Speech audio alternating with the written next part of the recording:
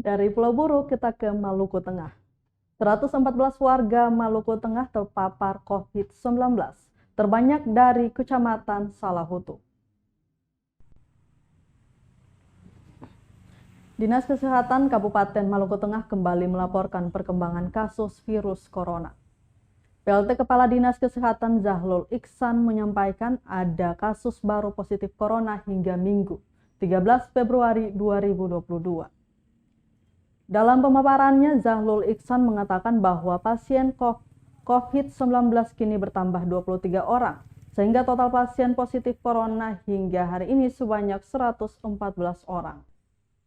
Iksan menyebutkan semua pasien rata-rata memilih isolasi mandiri di rumah lantaran memiliki gejala ringan.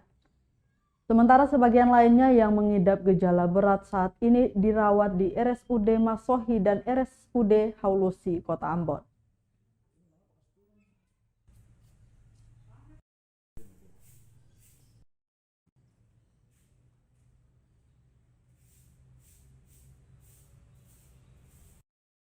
Sudah ada penambahan kasus lagi sebanyak beberapa kasus, jadi jumlah terakhir itu sudah mencapai 114 kasus positif. 114 kasus positif di Maluku Tengah. Masih seperti yang kemarin didominasi oleh wilayah yang berada di Pulau Ambon, yaitu Kecamatan Salahutu. Kecamatan Salahutu ya? Ya. Oke. Belum terkonfirmasi Omikron seperti biasa Pak ya?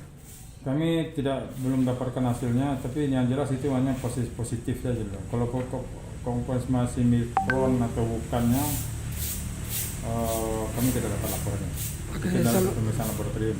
semua pasien isolasi mandiri atau di rumah sakit Pak? Ada beberapa orang di rumah sakit.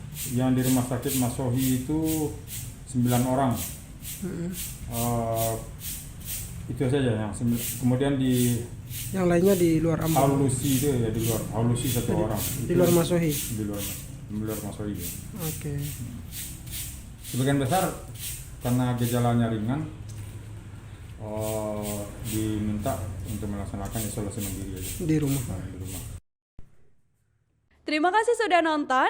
Jangan lupa like, subscribe, dan share ya.